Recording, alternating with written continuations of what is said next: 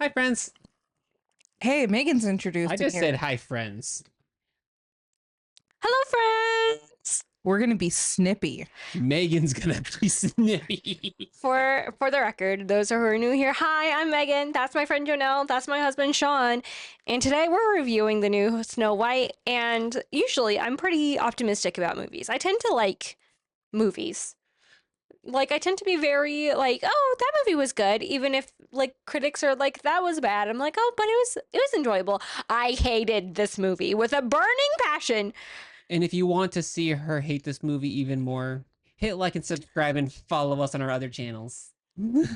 I only hated the movie for one reason. We have a list. Are we gonna- Okay. Correction. I have a list of things that just were not done well. I can confidently say I enjoyed the movie, but that doesn't necessarily make it a good movie. I can tell you that it's not a good movie. I did not enjoy it, and I want a refund of my time back, Disney. Pay up. I'm waiting. Okay. First off, we know Megan's first impression. She wants her time back. Jonelle, just first impressions. I couldn't pay attention to the goddamn movie. Okay, that was the first time. And then yesterday, I saw the movie with a different friend. So I was able to She sorry. cheated on her friends. Of Disney. You're saying this on an episode that you cheated on us. Thanks. Well, Make that be the thumbnail. Jonelle cheated on Friends of Disney. Oh, that's a short. the second time though, I was able to finally get those honest reactions because I wasn't distracted. Okay, can you at least clarify something? You're not referring to me, are you? You made two dwarf jokes. Okay. And then Megan, I could tell you were not liking the movie that much. So like peripheral view, that was like also disturbing me. And Sorry. then behind me, there was some kid waving a goddamn balloon. In front of us, there was a person on their phone, and all you could pay attention to was them on their phone. So my two. What were they doing? Were less- they scrolling on Facebook? They were on like Tinder messaging someone. So my interruptions were not the issue. Got it. They were part of the issue. I'm sorry. Okay. We hear your first impressions. Jeez. So I didn't know because by the time I finished Snow White, I was like, well, it did follow the story plot, but do I know specific details of what the F went on that I could fully react to? Not really. That was after the first time. Yeah. Okay, second time. Okay. Second time, I was finally, all the kids fell asleep. Even my friend fell asleep. It was great. Quiet and peaceful. That was the first thing. The second reaction, oh, the animals are so cute. That's so on par for you to say. I loved all the animals. I will Absolutely agree. loved them. I will agree. The animals were animated very well. Okay. And the evil queen, her outfits suck. Thank you. Okay. My thoughts on it, first impressions wise. This is how I've described it to everyone who's asked me about it, because a lot of my people in my life know that I've seen this movie, and they know that I'm a Disney nerd, if you will. And A Disney adult. exactly, the way I best describe it is the mediocre film. It had everything it needed to have, but the things it had did not necessarily work well. They just didn't take the time to get it to work well. There were a lot of parts I liked, parts I thought were really funny, but there were a lot of issues for me personally that I could not get past. I couldn't get past Rachel Zegler's face.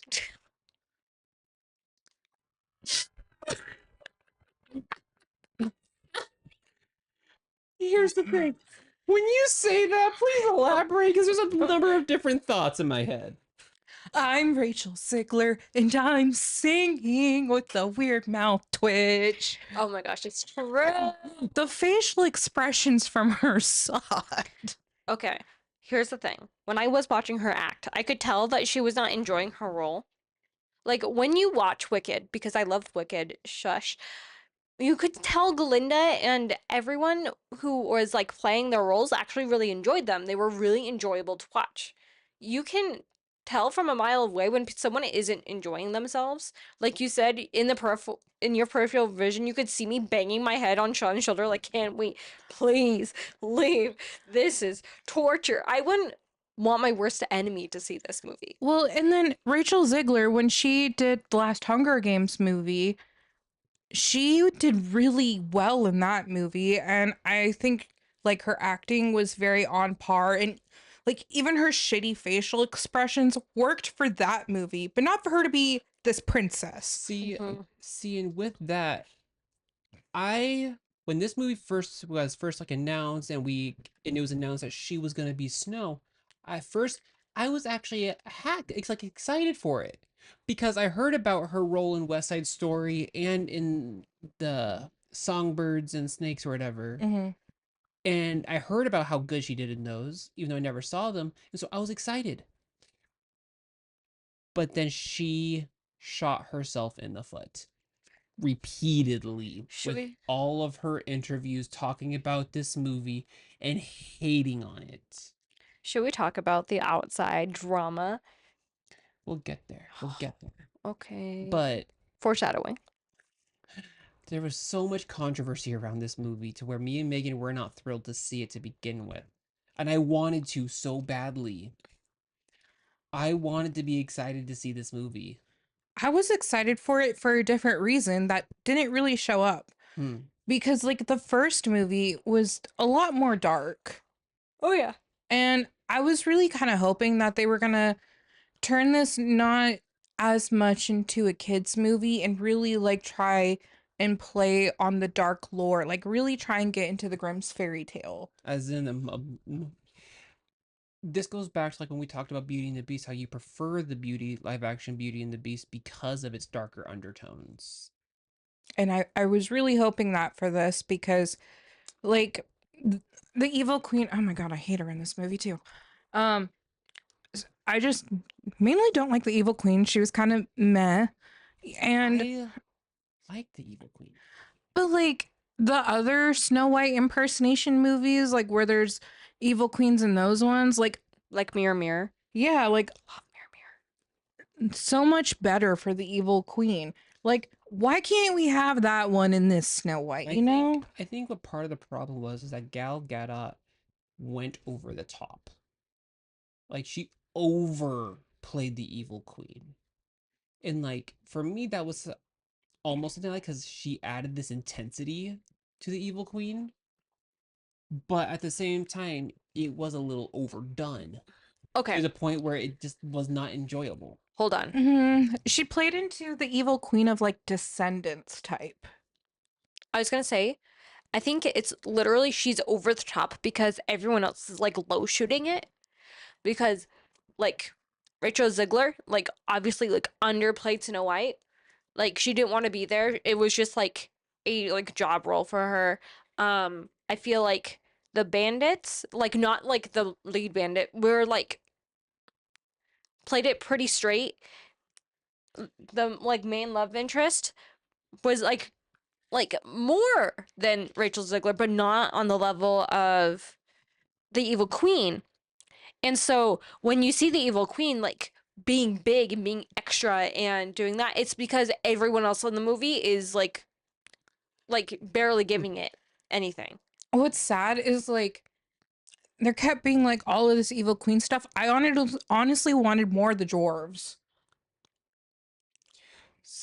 Honestly, so when it came to the door, so I figured this out. I saw this during the movie Mm-hmm. and I figured it out afterwards. Do you remember the controversy around the dwarves in this movie? That there weren't any. There wasn't any. They were going to change it for 7 magical creatures / 7 bandits. So they just did both? They didn't get rid of the bandits. They changed it and shoved the dwarves in because it was the Sonic effect. What happened with the first Sonic movie? Mm. People were so pissed they put the dwarves in and they had to adjust the script to try to make it work. And I figured this out when I was looking at the bandits and I was like, 1, 2, 3, 4, 5, 6, 7. Oh. Yeah. I honestly Oh. wasn't a fan of the bandit stuff. It makes sense because it was supposed to be different and they tried to make it work because they had what they wanted to do, but then they were like, crap, we pissed off the fans in an extraordinary way and they tried to make it work and it didn't. Well, okay, we're actually wrong. There were parts that did. There were some parts that did work. Yeah, I mean, the bandit just kind of like put all the ties of how Snow White gets her love interest, and I just found it weird that both of them had like their 7 people that came together. It was weird. yeah. It made it really weird.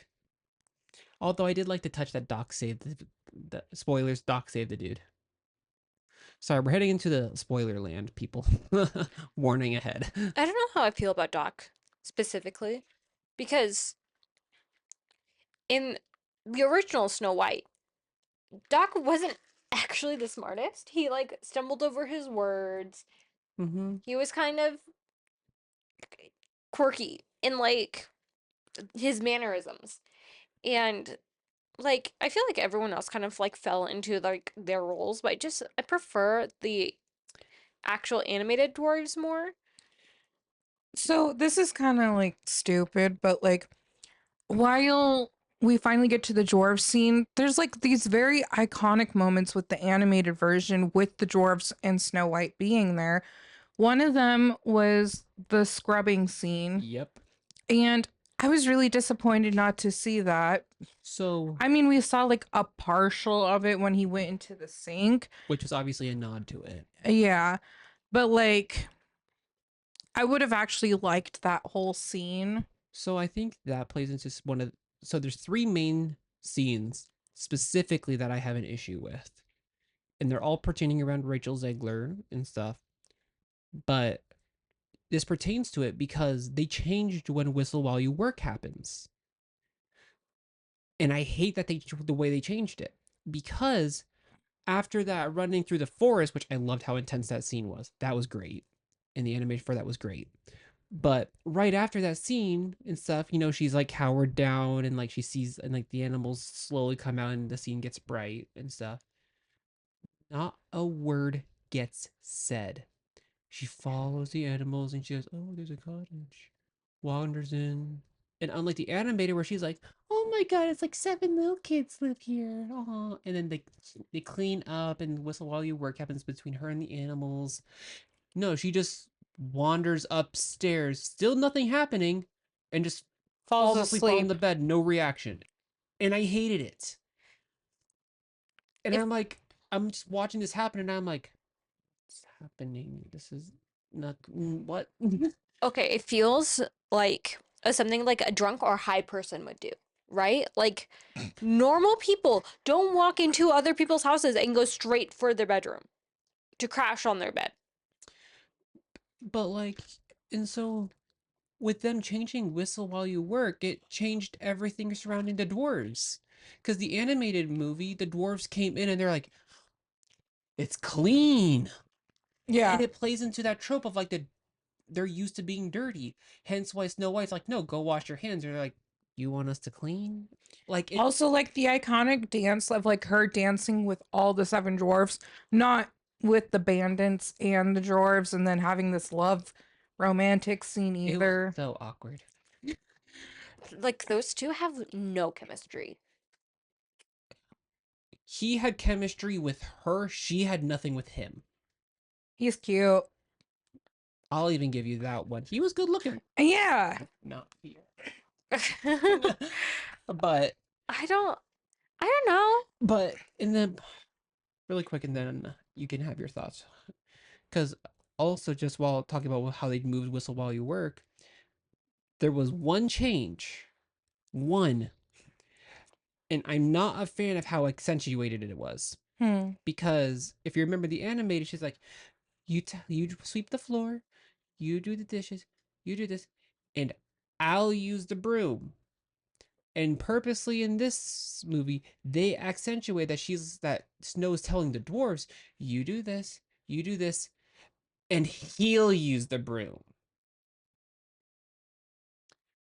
As she does not clean or anything, she just sings and dances. And I get that it's supposed to be like mitigating a fight or whatever, because the dwarves are dwarves and they're men and they fight, woohoo. But I hated that they accented that so much and changed that bit, because it made her feel like a good for nothing princess. Okay. When she did all the cleaning in the castle, but then she's like, no, this, you get to do this. I'm too good for that, was what it felt like to me. Let Megan put out her thoughts. Oh, I know. My next one is going to be funny because it's about the princess problems. Listen, I hear you. I have a lot of thoughts around like the whistle while you work scene, because originally I don't really like how it became a musical, because the original Snow White is a musical like the way our lives are musicals. Hear me out. When I clean, I hum a song. When I'm driving in my car, I listen to the radio. That's pretty much what like whistle while you work. It's Snow White humming to herself while she's doing chores. Sure, she has like her own lyrics and stuff like that, but that's really pretty much it. And then Hi Ho is the dwarves coming home from work. It's a working song. It's like, yeah, listening on the radio. Yeah. So it's as much of a musical as our lives are musicals. Um, but they changed it so that way it's all a musical and it just doesn't feel as human. Before I go into princess problems, now talking about the musical parts, sorry, Megan, there was like a few parts that it sounded like they were trying to replicate Wicked. Like one of the main tunes of like where they're all finishing their end notes of the song for all the big musical hits sounded very similar through Dancing Through Life. Mm. Here at the Oswald, like da da da da.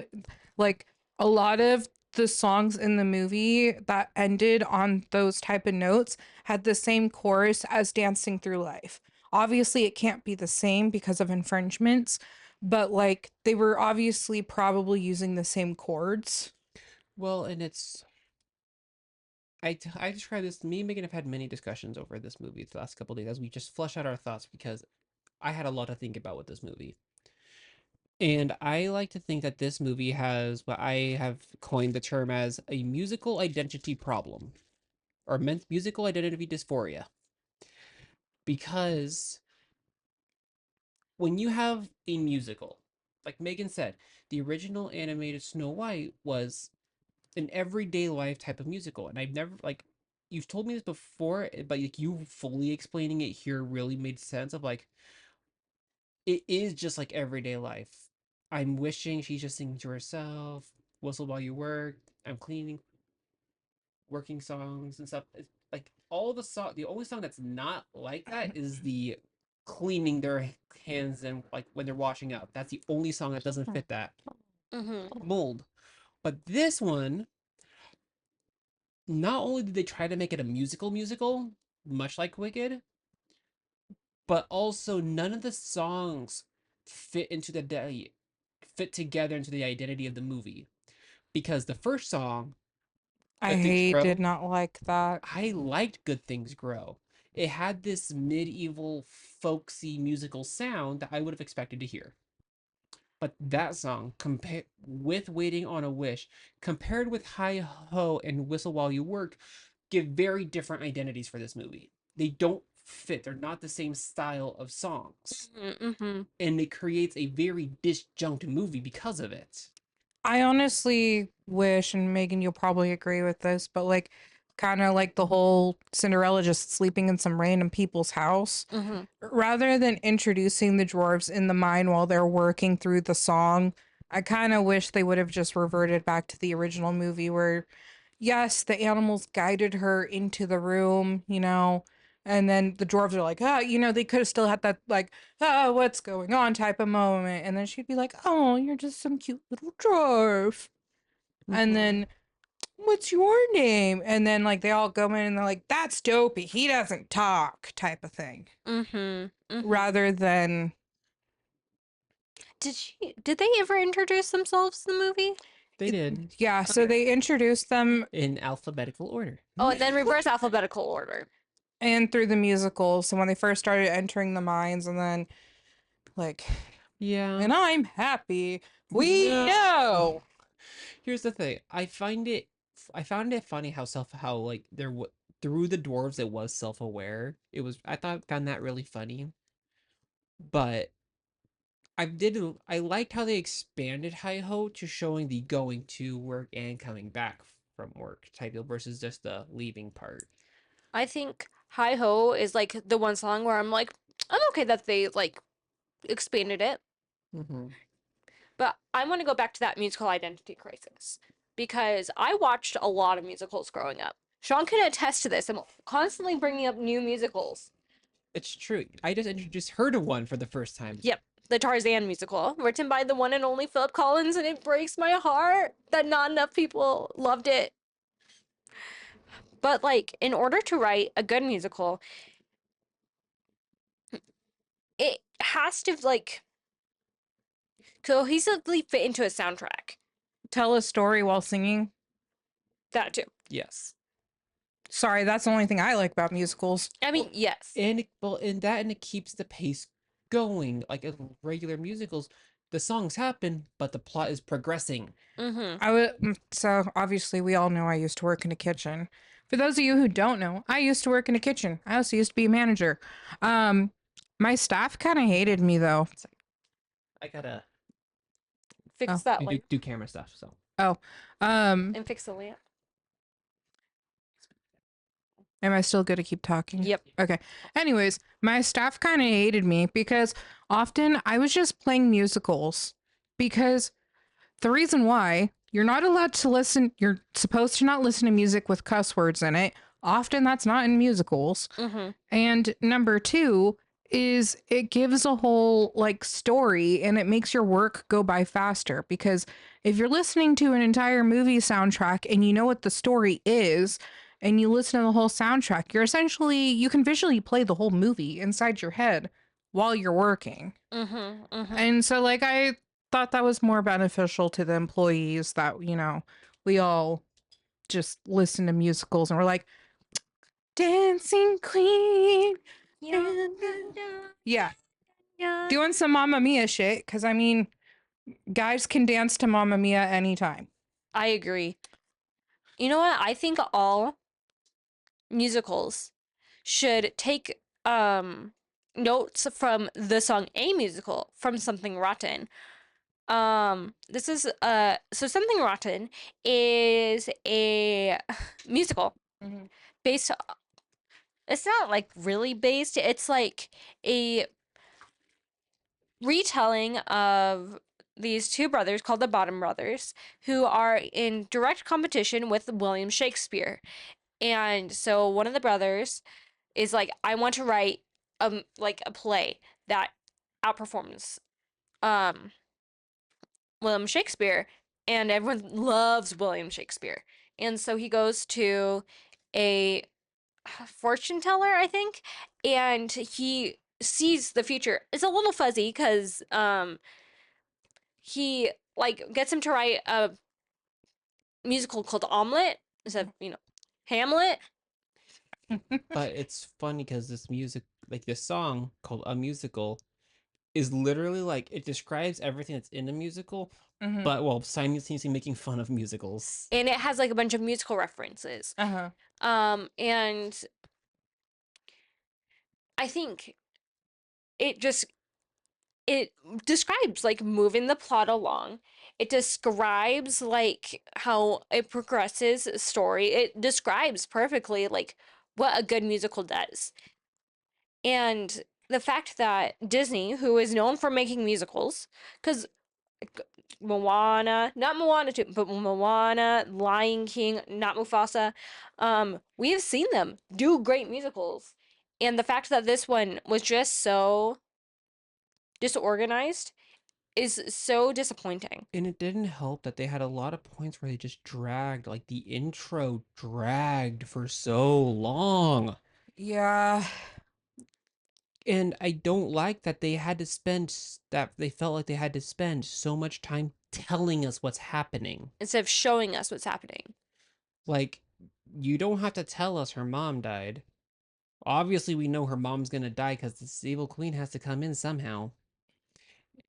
And things like that. And so it's like, you could have conveyed that in a way without having to just sit there and tell us that it happened. Like they could have had that first intro musical song and then be like, and the queen dies. And then shortly, instead of having, because I think this is why it got extended, was because Rachel Zegler's song was in there. Oh my gosh. Well, and not to mention, like, I'm thinking about like Frozen. Frozen, both parents die as well in a But they're like, song. wham, bam, thank you, ma'am, do. But that's the thing, like they don't sit there and tell us like it's in the middle of a song because it's do you want to build a snowman? Oh yeah, yeah, yeah. And you see it like they're going away and the song stops and yeah, they died. We Yeah. get that. They didn't have to tell us. We knew what happened. And here they for some reason spilled everything out. But I mean, like, if we're going to follow the theme of a musical, like, often the only times where there is a break from the song in the musical is when there is small dialogue of something that is going on that does not, it helps add to the story, but does not pertain to the whole story. Okay, Mhm. I have the perfect example of this. There's a song in Hamilton called Dear Theodosia.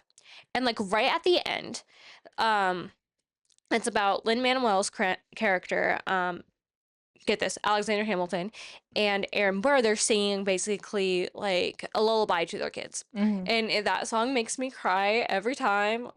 Okay, I'm not gonna cry because I think about it while crying. Okay. But there's a part at the end where basically Hamilton's wife Eliza comes in and is like, oh, you got a letter from Lafayette? Nope. No, it's from Lawrence. Lawrence's Lawrence's dad. dad. And it basically is that Lawrence died. Mhm. Um, like even though the war ended, he died in a battle that happened afterwards. And it's this heartbreaking scene, but like they stop the musical to have that little interlude before they start the next one. So it excuses where he went. And so that the way the actor who played Lawrence can continue to play Philip Schuyler. Mhm. No, not Philip Schuyler. Philip Hamilton. But well, and like to bring up like an example from a movie musical, Mm-hmm. Hercules, when he sings "Go the Distance," it's on his way to Zeus's temple. The song stops while he's at Zeus's temple talking to Zeus, and then afterwards he resumes singing it as well with the key change. So it's able to be done, and I don't know why they wouldn't have let it happen. See, I think what they could have done with this is like, okay, so at the beginning, there's the whole townspeople, they're singing that song, right? Yep. Break. Then they go into Rachel Zegler's sad song, but like before, during that break is like, mom died, Rachel Zegler's sad song, okay? That's done and over with, whatever. And then at the ending, when everything is all hunky dory and the queen is defeated, that's when the town finishes that ending song from the beginning. Like throughout the movie, you continuously get the whole story progression of that main song because that song kind of inspired the people of who they really are. And then at the end, we see all of them come back together. So I think it'd be the most fitting. Mm-hmm. Okay. Because we keep alluding to it, we need to finally address the elephant in the room of waiting on a wish. My biggest problem with it is the fact it doesn't work cinematically. Okay. Waiting on a Wish is like discount Shein, um, Wish, ironically, um, Waiting on a Miracle from Encanto. Waiting on a miracle. It's the same thing. Okay. In title, yes, I can. They're two different. And they're like spiritual successors because it's about Mirabel who is wanting to have a miracle happen to the family because it's falling apart. And in Rachel Zegler's song, it's she wants to help out her kingdom, which is like a giant family that's falling apart. But no, well, I mean, The song I honestly didn't think was that bad. I didn't think the song was that bad either. Yeah, It's just it doesn't work with the movie. it didn't work because like it was just like sad moment. Parents died, and then it was just Cleaning. the song of her singing and cleaning and Yeah, because the whole thing is that she meets love interest. Love interest is stealing from castle. She tries to convince Queen to be nice. Queen snaps at her, so she sings this song while she's cleaning. And it's not like a Cinderella sing Sweet Nightingale. hold up. So another thing about that. Sorry. Like her mopping the floor, sitting down was in the same way that Cinderella sat on the ground. There were so many goddamn references to other movies in this movie that are so much better. Yeah, like the way how Rachel Zegler sat down was very much how Cinderella sat down and sang Sweet Dreams Nightingale. But the thing is that this song is supposed to be this really big song, but she's cleaning. It doesn't work. It's like It doesn't like what we visually see doesn't match the like lyrics of the song. It'd be like having oh, I feel like an equivalent that's like obviously more dramatized is to like have a love song playing during a murder scene. that's just Deadpool. That is so true. Hey, baby. But I feel like it's like that dissonance of like It's I'm cleaning, but I want to like, but what the song really needs is her to be like going out into the town mhm. or like doing something that she's trying to help. Well, in like Just realized only Ryan Ryan Reynolds. can pull that off. yes, It's true. Yeah, but we love you, Ryan. Like that's my biggest thing is like why I described it at the very beginning of this episode. This movie had the things to make it work. They just didn't make it work. And okay, maybe you guys can help me here. I'm confused over one thing. Hmm. They spent so much time with the imagery over gems, but never amounted to do anything with the fact that the dwarves mine gems and have their whole magic hand thing. Because They didn't explain that magic hand thing too much. they didn't explain the magic hand thing, but there was also too much imagery of gems, and it just never went anywhere. It was just like this weird focus, because like in The Good Things Grow, they're like, oh yeah, we have all these buckets of gems, and the queen is like, the gems. A gem means you're strong. You're not a flower that can die. And we're like, you have dwarves with magic hands that dig up diamonds. I was like, ooh, are they gonna have like this weird connection? No. And it just never went anywhere. It was weird. Okay, I have a theory about the magic hands. And it's not a lore. It's more of a like practical thing where I feel like have you guys ever gone into a cave? No. Well, they're damp, they're cold, they're wet, and there isn't much light. So in real life, if I were to go mining for some diamonds, it would have like lamps and the rocks wouldn't be super shiny unless I held them directly to the light. I think the whole reason they have magic glowing hands and they can light up the diamonds is because they needed a way to like show off like How they knew what was gems. yeah, pretty much and to like show like how plentiful the kingdom could be, right? That's honestly all I understood their hand Pretty glowing much. magic for Pretty was just much, yeah. like, oh, this is where the gem is. dig, dig, Well, dig, dig, dig, dig, dig, well, dig. and the reason I bring this up is because I've been listening to the soundtrack in like little bits to like really understand the music. Because sometimes when you have musicals like this with big musical numbers, it's just hard to understand the lyrics. I Mm-hmm. experienced the same thing with Wicked.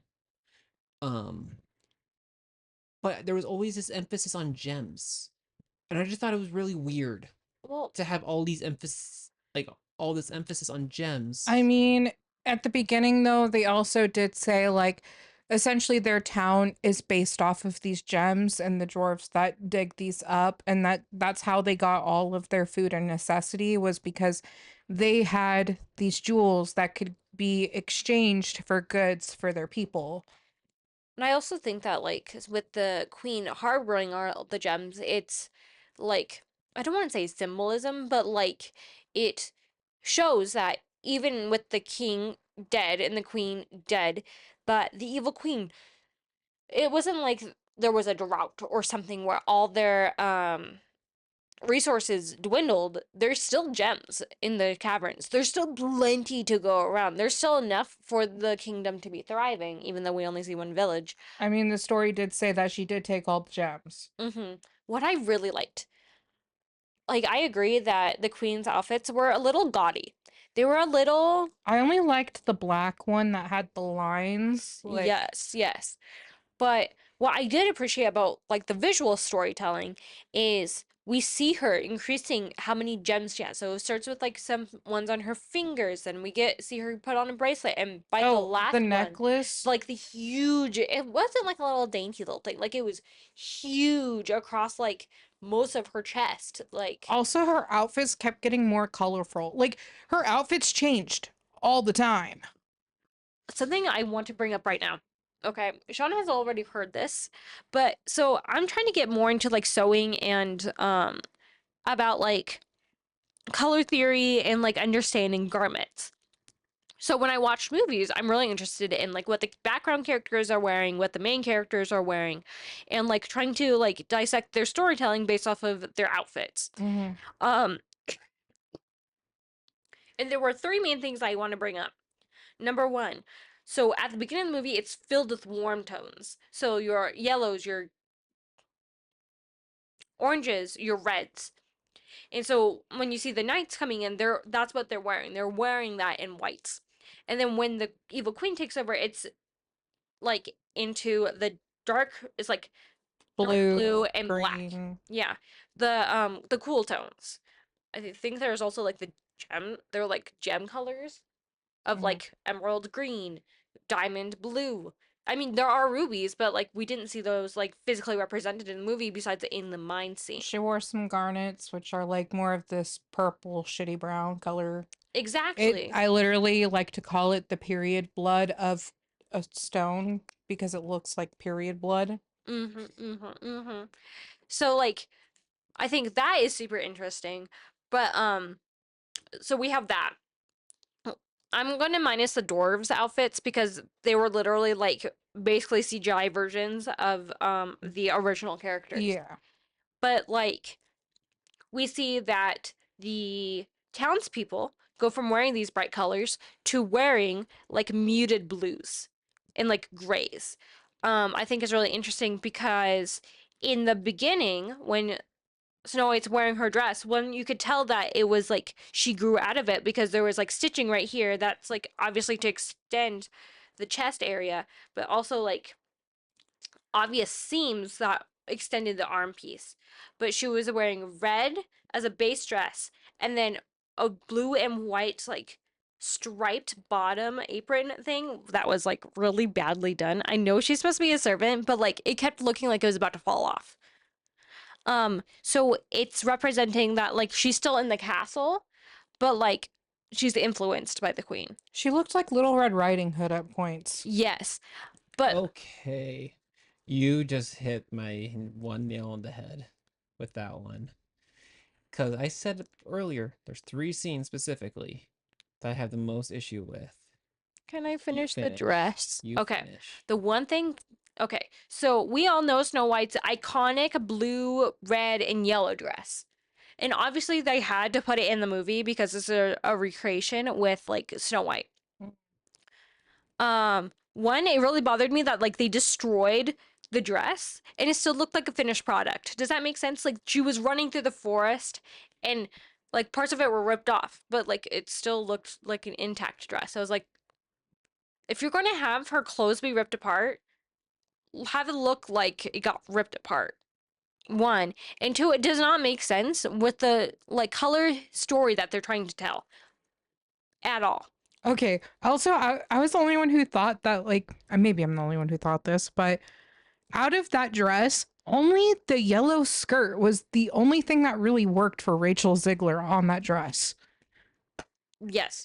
I don't know why, but I was like, that dress was, especially the sleeves were like, It looked god awful, yes, except for the bottom. yes, yes. I don't know what the hell they did with those sleeves, but they just looked awful, and the collar was really bad.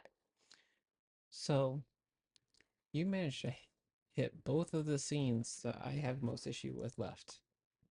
And I know you know which ones they are. You bringing up Red Riding Hood.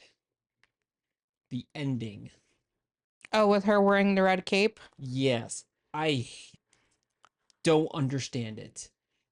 Because we're understood that after the intro, we're told that the townspeople basically forgot Snow White existed. And we saw that because her love interest was like the princess. No one has seen or heard or talked about her in years. While talking to the princess, which I thought was funny. But so no one knows that the princess really exists. She should have been wearing a white cape. The queen killed her, Killed. killed, brought back to life. Again, no one would have known this would be happening. I don't understand how she can come into the town wearing this red cape, bring down the hood, and just walk, not say a damn thing, not do anything, and the town somehow rally behind her, singing along. Well, It doesn't make sense. the girl that she gave her crown to remembered her. Yeah, but why would you keep a dead flower crown? You were talking years here. That crown would not exist. It would have Didn't make sense. it would have disintegrated. It I was don't know. I would keep something like that for years.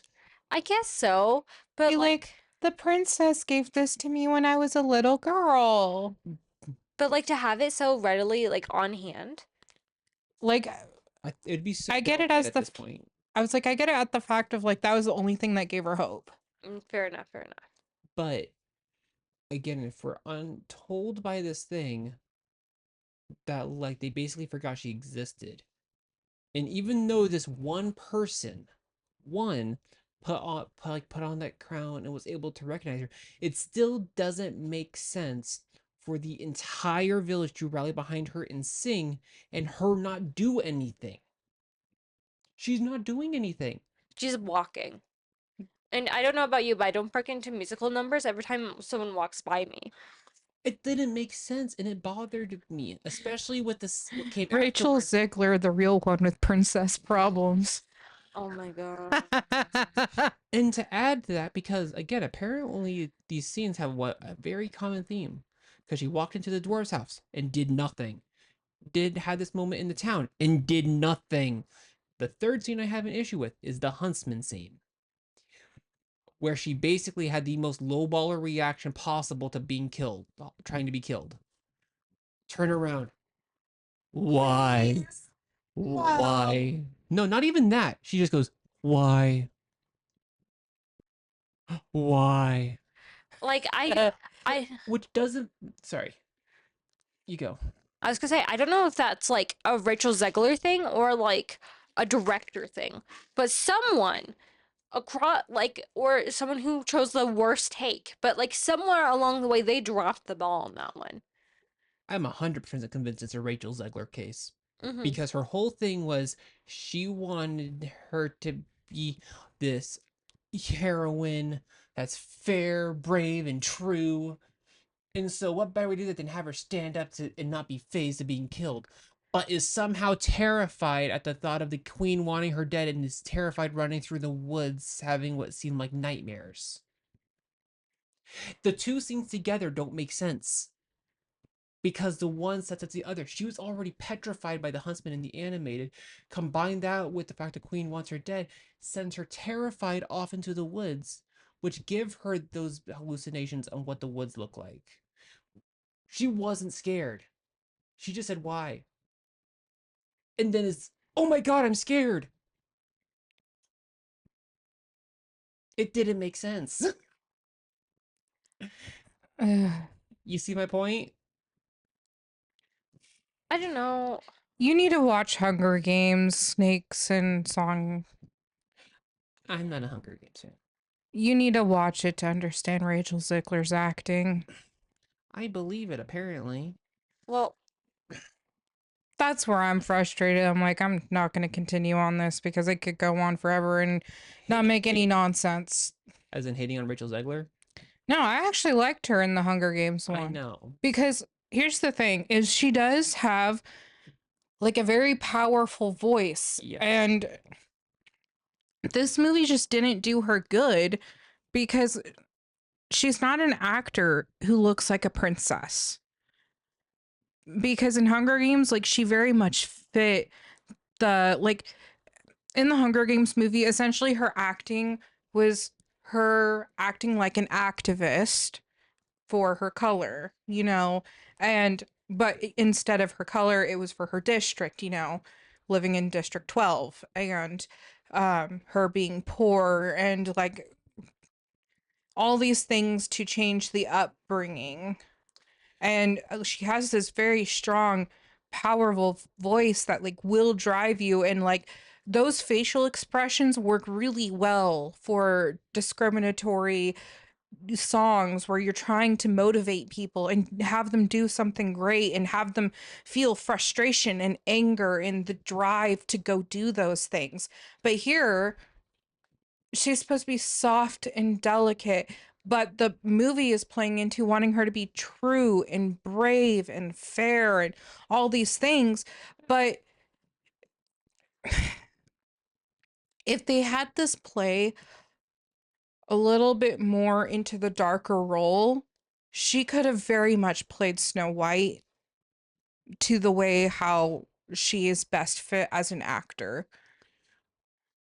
And I think part of that speaks to what Megan was saying about her investment in the role was ridiculously low. She acted as if so much that she just didn't care. And you could tell she wasn't enjoying the role. She's not passionate. And the It was a Hunger job. Games, she was a lot more passionate. And it's because, like, I think she had more similarities to the Hunger Games, more than likely. I mean, I don't know much about her personal life, but I would assume that she had more.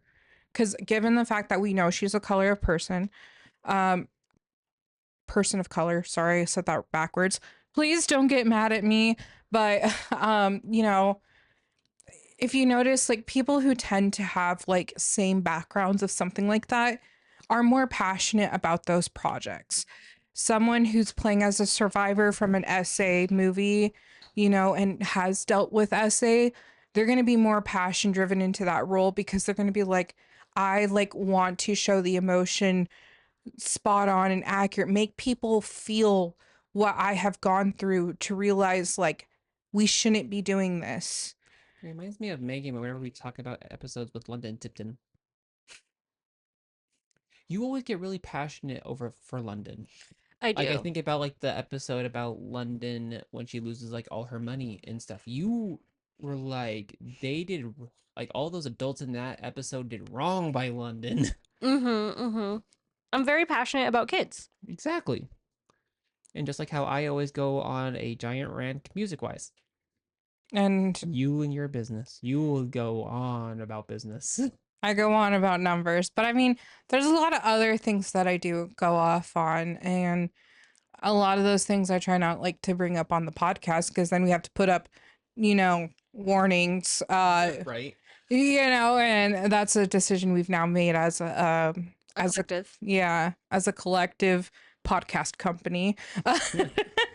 Company of 3, baby. Is to kind of make this a more friendly and open space rather than a venting space because there is a place and a time for that. And even though us talking about Snow White sounds like venting, I mean, it's a movie that just came out, and we're giving honest thoughts and reviewing the stuff. Like we're talking in pretty great detail. Well, I'm not about giving this like movie. my personal experience from my books. Exactly. Yeah. So that's what we mean is like not adding in more of our personal lives as much, but Yeah, trying to stay more on topic. Yeah. So we spent a lot of time bringing up issues about this movie. Oh, can I bring up one more? Yes. Okay. It's the hair, the clothing, and the makeup were not consistent. Oh, Rachel Zegler's short hair. Yeah.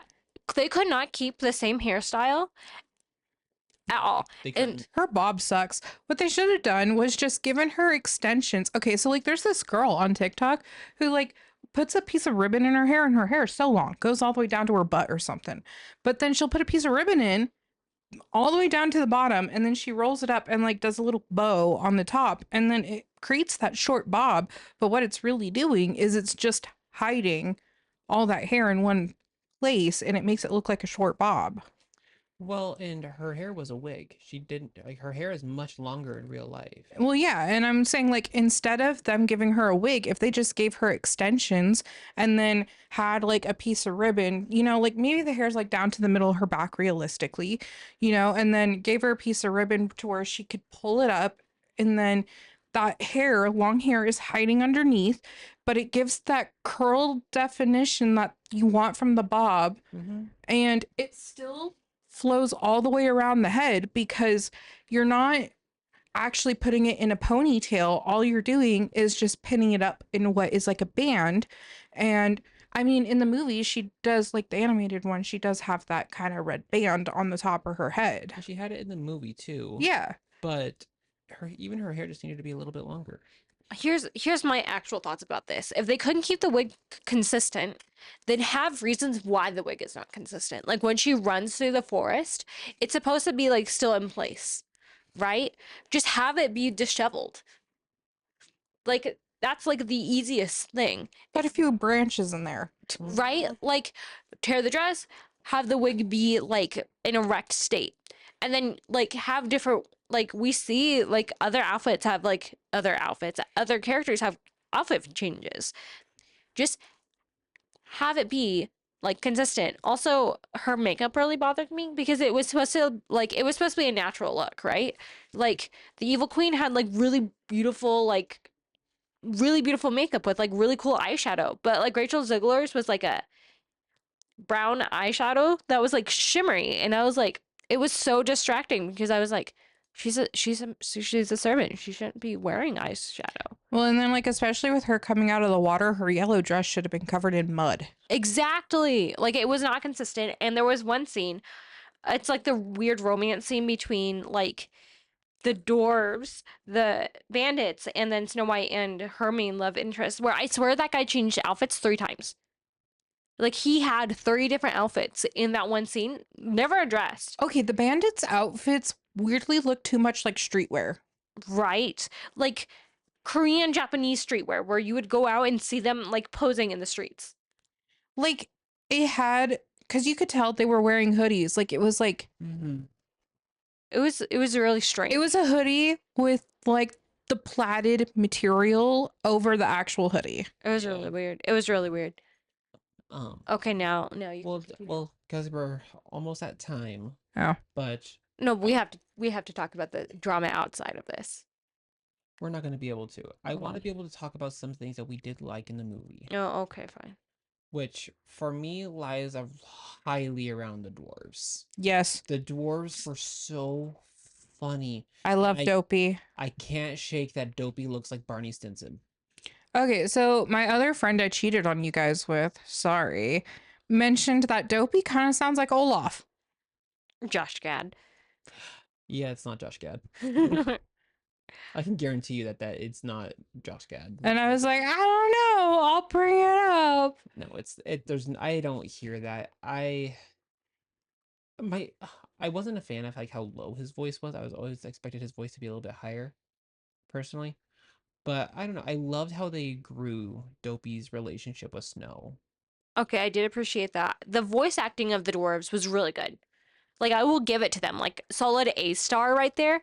The CGI just hit too much of an uncanny valley for me, and I don't want to blame the artists because the people who worked on this movie obviously like worked really really hard, like the set design, the CGI, they all worked really really hard, and I don't want to bash them for like Rachel Zegler or like the acting because like doing CGI is a hard job, but like also I was like, it's like I grew used to it by the time the movie ended, but it still just left a very uncomfortable feeling.